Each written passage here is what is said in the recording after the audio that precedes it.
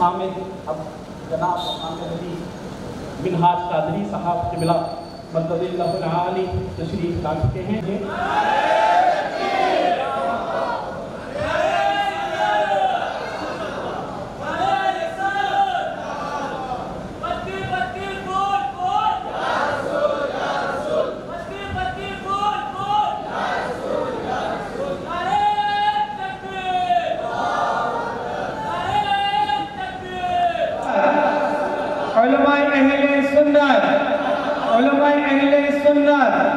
علماء اہل سنت نعرہ غوث نعرہ خواجہ تشریف کی آپ لوگ اور حضرت کا ولول انگیز تقریر سماعت فرمائیں. درود پاک پڑھتے ہیں. اللہم صلی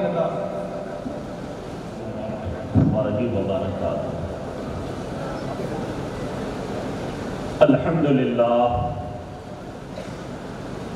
الحمد لله نحمده ونستعينه ونستغفره ونؤمن به ونتوكل عليه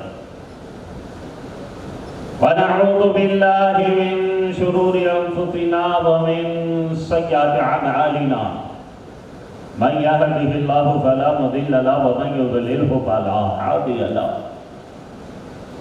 ونشهد أن لا إله إلا الله وحده لا شريك له ونشهد أن سيدنا وشفيعنا وحبيبنا ونبينا وندامنا وأشرفنا وطبيب قلوبنا وغياثنا وغوثنا ومغيثنا ومعيننا ومولانا محمدا عبده ورسوله صلى الله عليه وعلى آله وأصحابه وذرياته وأهل بيته وعلماء أمته وشهداء محبته وأولياء أمته أجمعين. أما بعد قال الله تبارك وتعالى في القرآن المجيد والفرقان الحميد أعوذ بالله من الشيطان الرجيم بسم الله الرحمن الرحيم قل إنما أنا بشر مثلكم. وقال الله تبارك وتعالى في شأن حبيبي إن الله وملائكته يصلون على النبي يا أيها الذين آمنوا صلوا عليه وسلموا تسليما. اللهم صل على سيدنا محمد وعلى آل سيدنا محمد وبارك وسلم صلاة والسلام عليك يا رسول الله يا حبيب الله صلى الله تعالى عليه وسلم.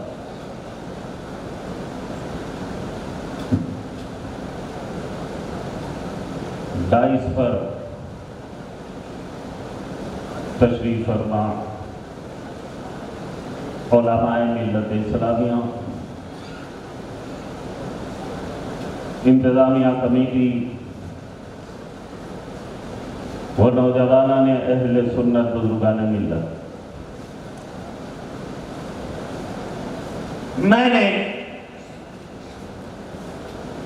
آیت پڑھنے کو تو پڑھ دیا،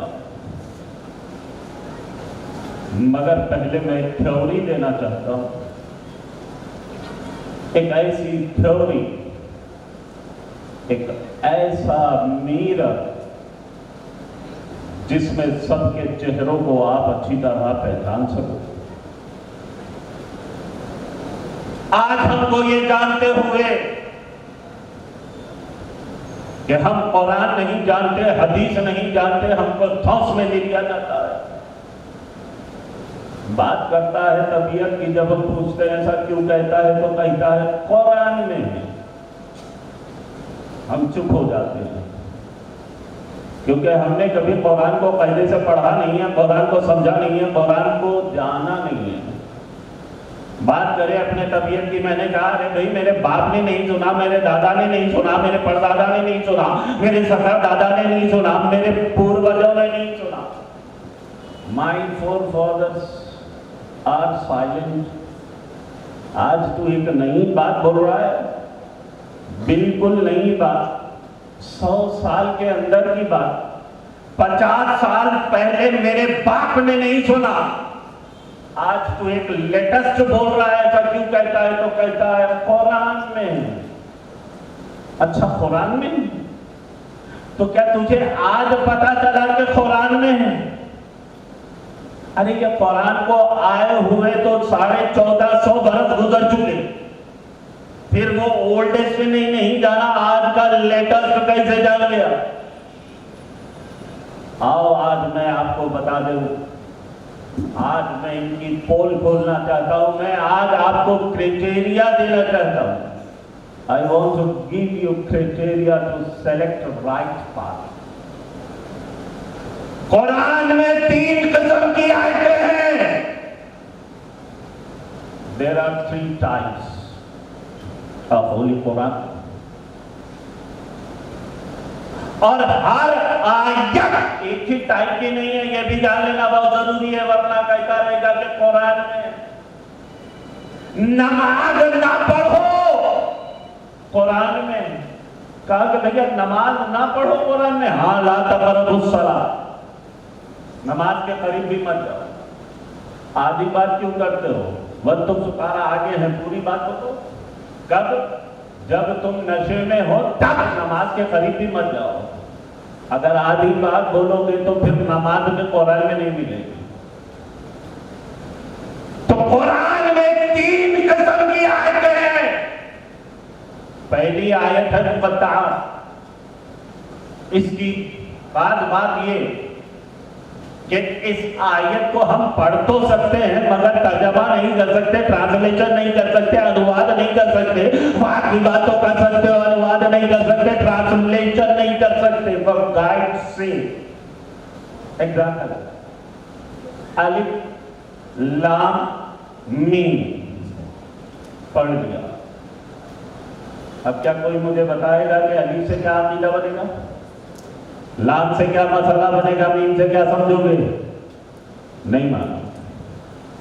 اچھا ایک بات مجھے بتا، یہ الف لام میم کے کوئی معنی ہے کہ نہیں؟ اگر الف لام میم کے کوئی معنی نہیں ہے تو پھر قرآن تو بے معنی ہو گیا، قرآن میننگ لیس ہو گیا. اور پھر یہ بے حرمتی ہے قرآن پاک کی، یہ تو ڈائریکٹ انسلٹ ہے ہولی قرآن کی.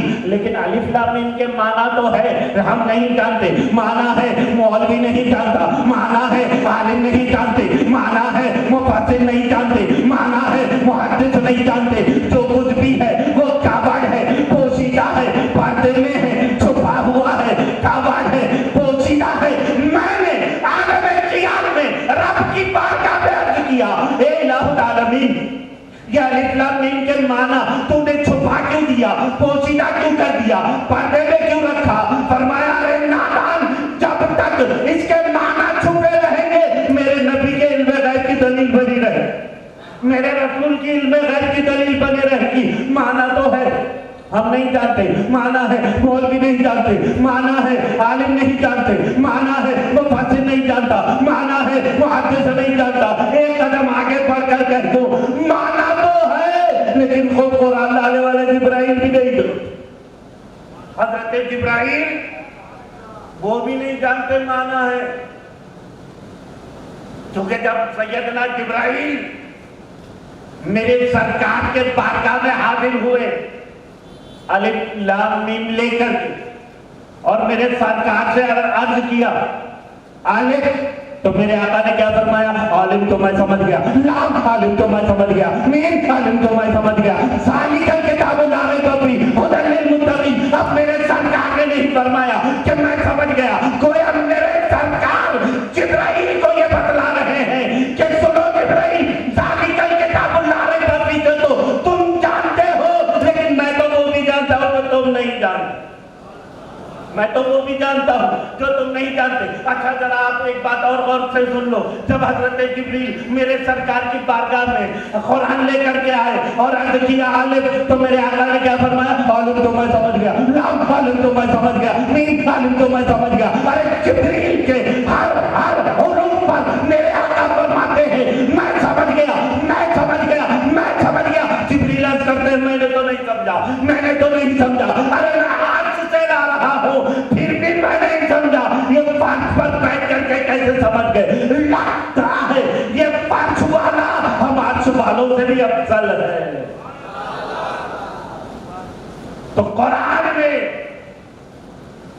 3 قسم کی آیت. پہلی آیت مقطعات، ایسی بے شمار آیتیں جس کا ہم पढ़ तो सकते हैं मगर तर्जमा नहीं कर सकते, ट्रांसलेशन नहीं कर सकते।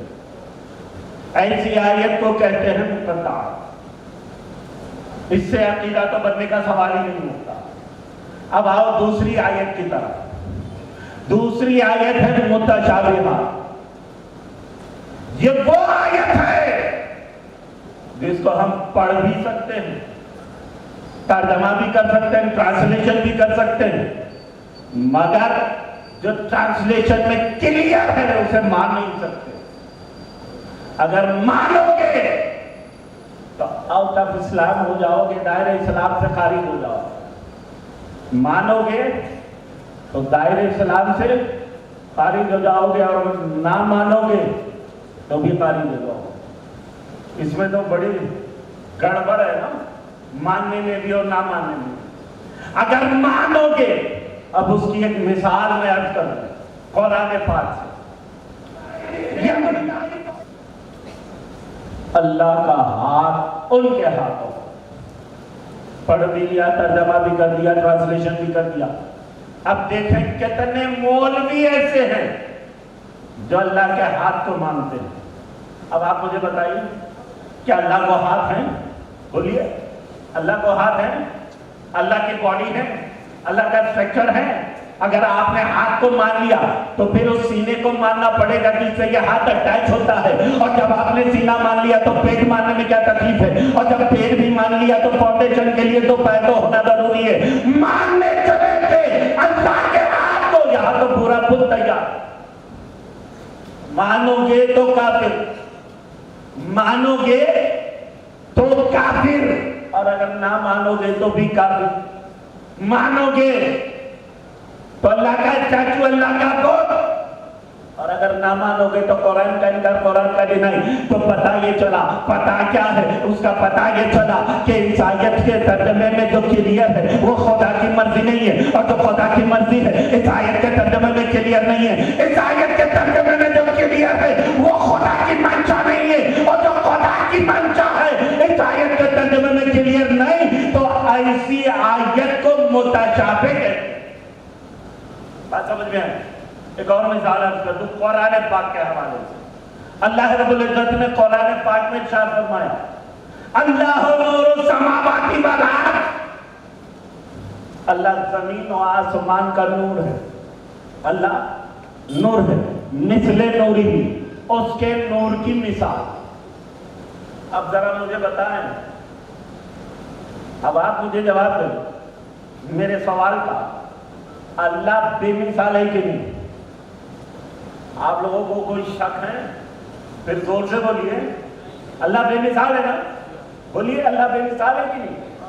अल्लाह बेमिसाल है, उसकी जात बेमिसाल है, उसकी सिफत बेमिसाल है, अल्लाह बेमिसाल है। मगर यहाँ देखो कुरान पाक तो बेमिसाल की मिसाल देगा, मिसले नूरी ही।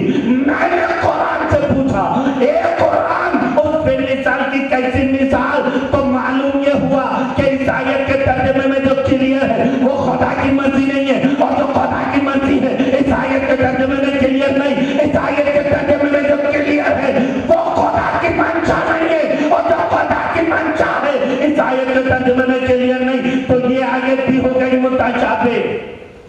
और तीसरे एग्जाम्पल की तरफ, थर्ड एग्जाम्पल, कुल इन्नमा अना बशरुम मिसलुकुम। कुल महबूब आप कह दो, कुल प्यारे आप कह दो, कुल हबीब आप कह दो, क्या? इन्नमा अना बशरुम मिसलुकुम, कि मैं तुम्हारी तरह बशर हूं, मैं तुम्हारी तरह बशर हूं। जरा मुझे बताओ दोस्तों, जब मेरे मुक़द्दस रसूल ने फरमाया कि मैं तुम्हारी तरह बशर हूं, तो ये आयत भी मुतशाबिह है। क्यों? इसलिए कि रब तबारक व तआला ने अपने प्यारे हबीब से फरमाया कि महबूब आप कह दो। मैंने रब की बारगाह में अर्ज किया, ए इलाहुल आलमीन, जब कहना ही था तो फिर तूने खुद क्यों नहीं कहा? अगर तू खुद कहता तो भी कुरान होता, तू खुद कहता तो भी हुक्म होता, तू खुद कहता तो भी शरीयत होती, लेकिन फिर तूने खुद क्यों नहीं कहा? अपने हबीब से क्यों कहलवाया? कुल इन्नमा अना बशरुम मिसलुकुम, महबूब आप कह दो। मौला तूने खुद क्यों नहीं कहा? तो रब तबारक व तआला फरमा रहे हैं कि ऐ नादान सुन, अगर मेरे महबूब कहेंगे नबी मेरी तरह क्या हो सकता है, वो नबी मेरी तरह क्या हो सकता है। सहाबा समझ जाएंगे कि नबी मेरी तरह क्या हो सकता है, क्योंकि जब मैं चलता हूँ तो पास पास चलता हूँ और नबी चलते हैं तो आँख से गुजरते हैं। मैं उस नबी की तरह कैसे हो सकता हूँ, मैं उस नबी की तरह कैसे हो सकता हूँ। अरे मैं तो अपनी मुट्ठी में कंकरियों से कलमा ना पढ़ा सका, मैं अपनी मुट्ठी में कंकरियों से कलमा ना पढ़ा सका, मैं अपनी मुट्ठी में कंकरियों से कलमा ना पढ़ा सका, मैं तो अपनी बीवी से कलमा ना पढ़ा सका। मेरे आप रब फरमाना कि जब मेरे महबूब कहेंगे तो सहाबा समझ जाएंगे। मैं तो अपनी बीवी से तक कलमा ना पढ़ा सका, मैं अपनी बीवी से। मैं कुछ लोगों को नजर में रख करके बोल रहा हूँ जो आजकल तो अपनी बीवियों के कंट्रोल में है, लेकिन बीवियां उनकी कंट्रोल में नहीं है।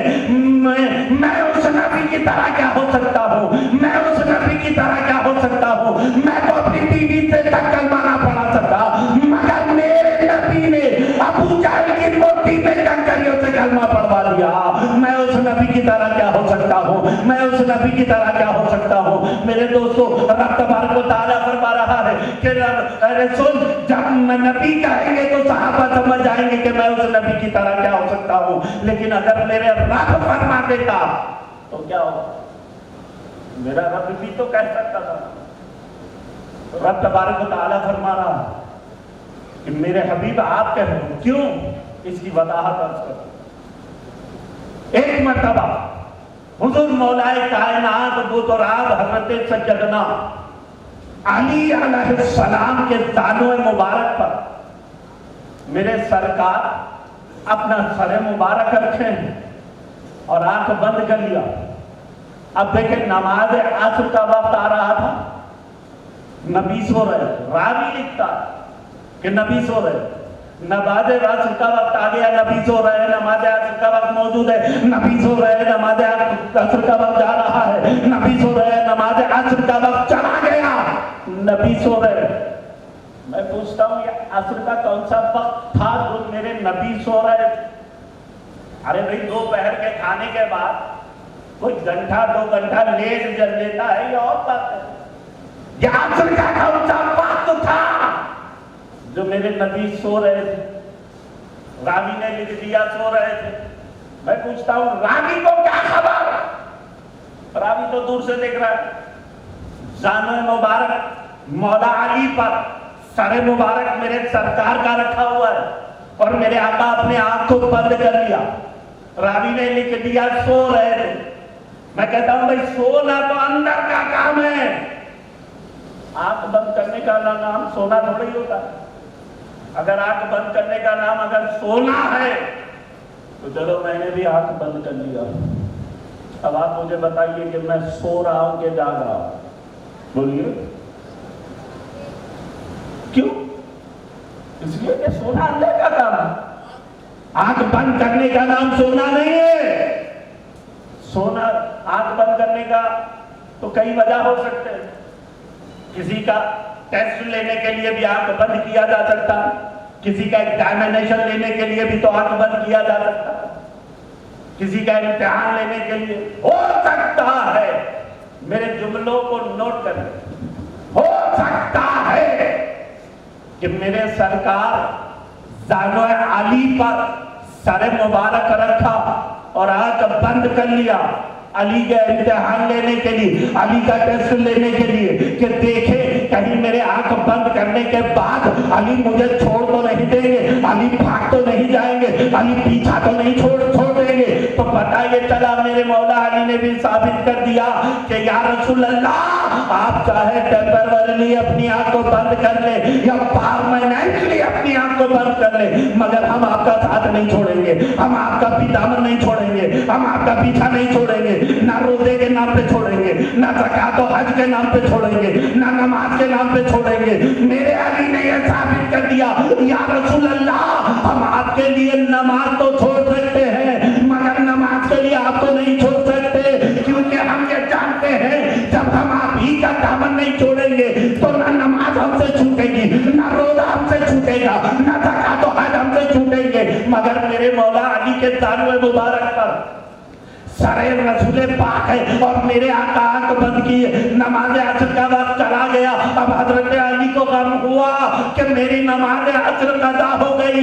आज तक कोई मेरी नमाज कदा नहीं हुई थी, लेकिन आज मेरी नमाज असर कदा हो गई। ये गम ऐसा कि तूफान बन करके आंख में आंसू भरा है और अली के आंसू आंख से मेरे सरकार के रुखसारे अनवर पर टपकने वाले थे। मौला अली को ख्याल आया अगर ये आंसू गिर जाए तो मेरे सरकार के अलावा राम में कलर पड़ जाएगा, इसलिए मेरे मुकद्दस रसूल के रुखसारे अनवर पर कहीं गिर ना जाए। मौला अली अपने आंखों के पट को बंद करना चाहा, फेरना चाहा, लेकिन वो बेकरार आंसू, वो बेचैन आंसू जो मेरे सरकार के रुखसारे अनवर को चूमने के लिए बेताब थे, मौला अली के आंख से टपक पड़े मेरे सरकार के रुखसारे अनवर पर और मेरे आका ने अपनी आंख को खोल दिया। फरमाया बात क्या है अली, क्यों रो रहे हो? मौला आज तक मेरी कोई नमाज खदा नहीं हुई, लेकिन आज मेरी नमाज असर कदा हो गई और मैं बेअदबी के शायरे में आपको उठा ना सका। या रसूल अल्लाह आज मेरी नमाज असर कदा हो गई। मेरे सरकार उठ खड़े हुए और आसमान की तरफ नजर फरमाया और फरमाया कि मौला तेरा बंदा अली तेरे और तेरे रसूल की अताअत में था। अगर आज अली की नमाज कदा हो गई तो मेरी मोहब्बत रुस्वा हो जाएगी। अब जरा गौर करें, मेरे आका फरमाते हैं कि मौला तेरा बंदा अली तेरे और तेरे रसूल की अताअत में था। यहाँ एक मसला मुझे पता चला, मैं तो अब तक यही समझ रहा था कि हुजूर मौला अली रसूल पाक की इताअत में थे, मगर मेरे मुकद्दस रसूल फरमाते हैं कि मौला तेरा बंदा अली तेरे और तेरे रसूल की अताअत में था। अगर आज नाली की नमाज कदा हो गई तो मेरी मोहब्बत रुस्वा हो जाएगी और मैं अपनी मोहब्बत को रुस्वा होने नहीं दूंगा। मेरे मुकद्दस रसूल डूबे सूरज की तरफ इशारा फरमाया तो डूबा सूरज पलट आया।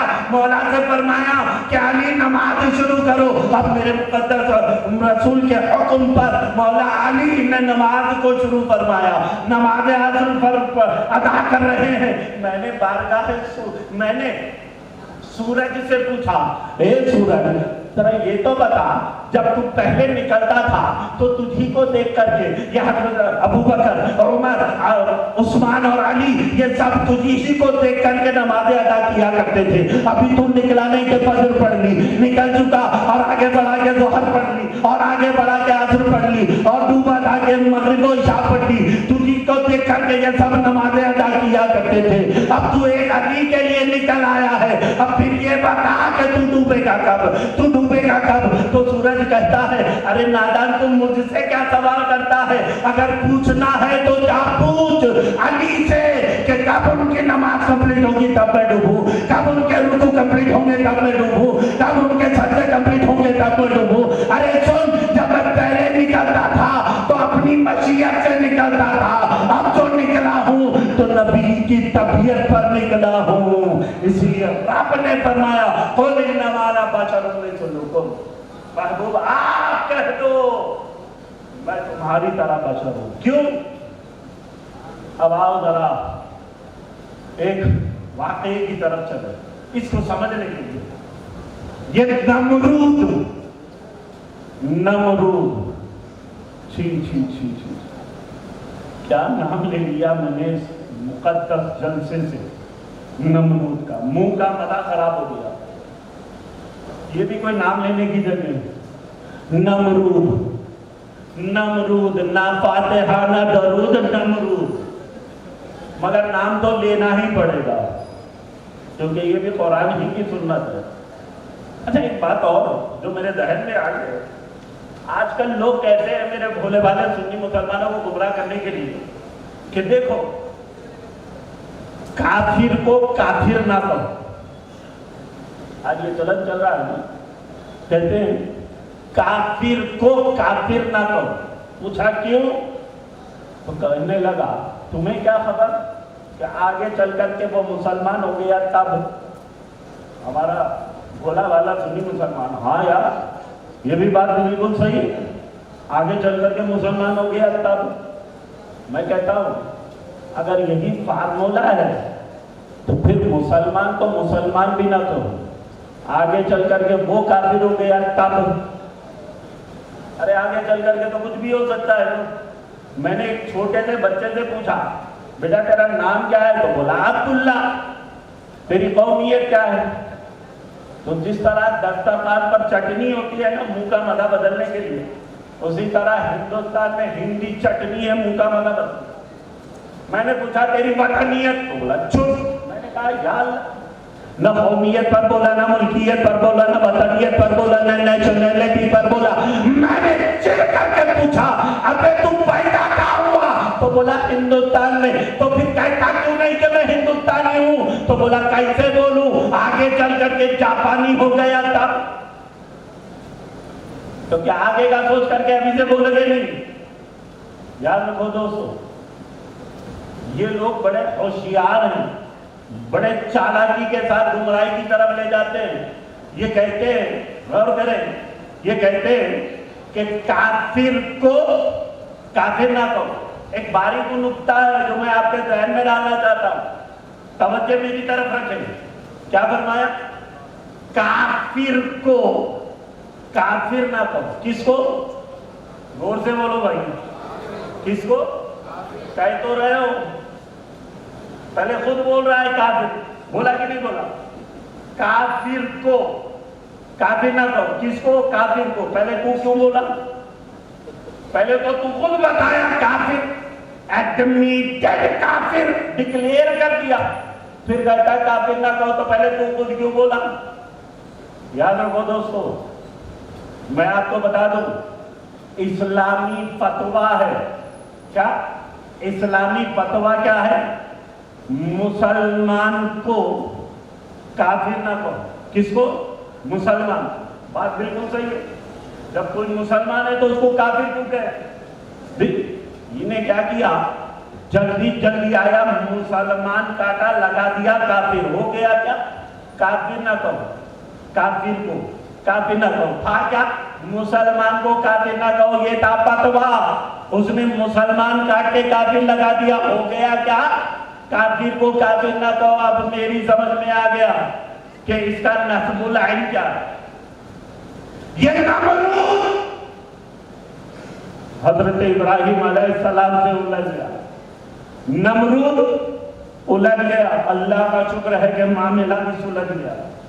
नमरूद बोला मैं खुदा। क्या बोला नमरूद? मैं खुदा। हम समझ गए ये है जुदा, नीचे का नुकता ऊपर ले जा रहा। नमरूद बोला मैं खुदा। हजरत इब्राहिम अलैहिस्सलाम ने दहाड़ करके फरमाया मेरा खुदा वो है जो मारता है और जिलाता है। अगर तू खुदा है तो मार और जिला कर दिखा। नमरूद बोला अच्छा, अगर खुदा होने के लिए सिर्फ यही क्वालिटी काफी है तो ये तो मैं भी कर सकता हूँ, कौन सी बड़ी बात है। उसने अपने जेलर को, अपने प्रिजनर को ऑर्डर दिए, हुक्म दिया कि जाओ जेल से 2 कैदियों को लाओ, एक वो जो कत्ल होने वाला है और एक वो जो रिहा होने वाला है। जब दोनों को लाकर के सामने खड़ा कर दिया तो जो कत्ल होने वाला था नमरूद ने उसको रिहा कर दिया और जो रिहा होने वाला था उसको कत्ल करके कह दिया कि देख मैंने भी मार दिया और जिला दिया। अब इब्राहिम अलैहिस्सलाम परेशान हो गए, इब्राहिम अलैहिस्सलाम हैरान हो गए। अब इसका किया क्या जाए? ये नमरूद तो गुंडागर्दी पर उतर आया है, ये तो आतंकवादी हो गया है। नमरूद बोला मैंने भी मार दिया और जिला दिया। इब्राहिम अलैहिस्सलाम को एक तदबीर सूझी और आपने दहाड़ करके बता दिया अरे मेरा खुदा वो है जो सूरज को पूरब से निकाल करके पश्चिम में डुबोता है। अगर तू खुदा है तो पश्चिम से निकाल करके दिखा।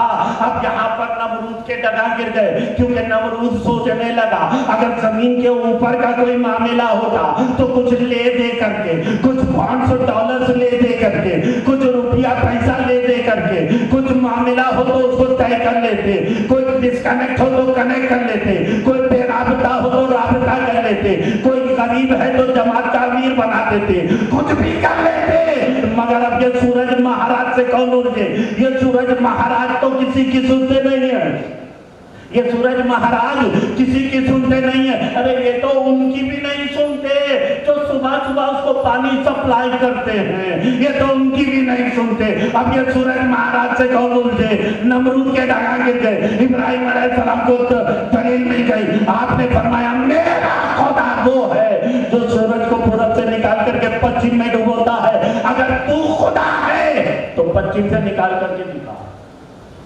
نمرود تو نہیں نکال سکا۔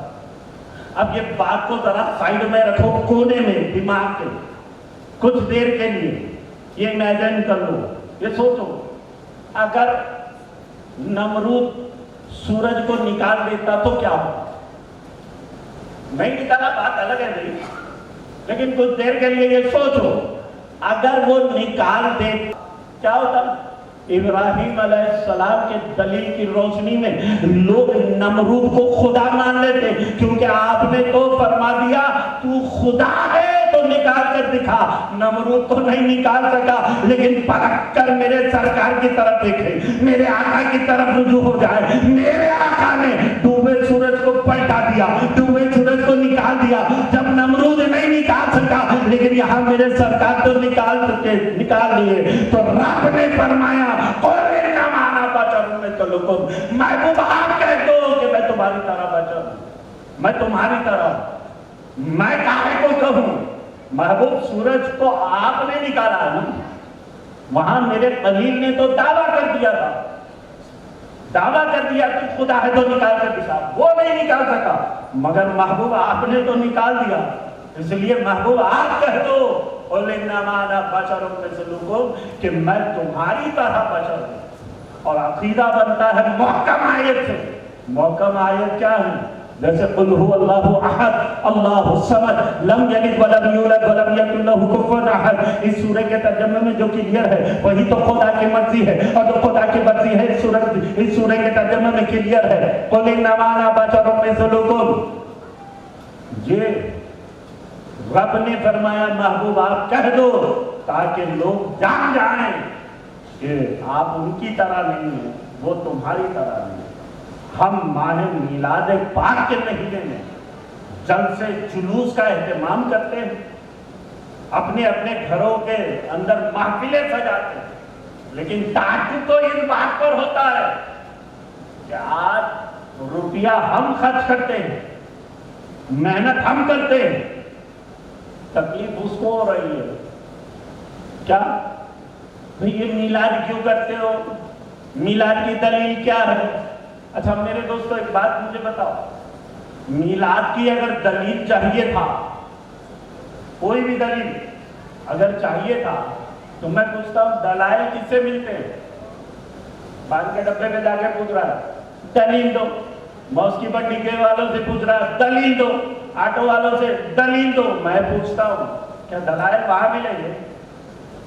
دلیل اگر چاہیے تھا تو اسے حضرت کی بارگاہ میں آنا چاہیے تھا، دلائل تو ان کے پاس ملیں گے نا، جائے کہ دائلوں سے دلیل مانگتے ہیں دلیل دو دلیل دو دلیل دو۔ مگر میرے دوستو میں آج آپ کو ایک دلیل میلاد پر عرض کرتے ہوئے اپنی تقریر کو سمیٹ لیتا ہوں، ایک ہی دلیل، اور دلیل میں حدیث پاک سے نہیں عرض کروں گا، میں دلیل دوں گا تو حدیث قدسی سے دوں گا، کیونکہ اگر حدیث پاک سے اگر دلیل دے تو کل بولے گا نہیں یہ حدیث ضعیف ہے، حدیث کو ضعیف کہتے ہیں۔ اچھا یہ رٹے ہوئے طوطے ہوتے ہیں، یہ جو ہوتے ہیں نا یہ رٹے ہوئے ہوتے ہیں، کیونکہ ان کو خود نہیں معلوم کہ بھئی ضعیف کہتے کس کو ہے۔ میں نے ایک سے پوچھا، سپوٹا باغ میں 11 ربیع الاول شریف کو ایک جلسہ ہوا، جشن ہوا، اور اس میں میں جب خطاب کر کے لوٹ رہا تھا لفظ کر کے اپنی تقریر کو سمیٹ لوں گا، حدیث قدسی میں آیا رب تبارک و تعالی اپنے پیارے حبیب سے مخاطب ہو کر ارشاد فرماتا ہے کہ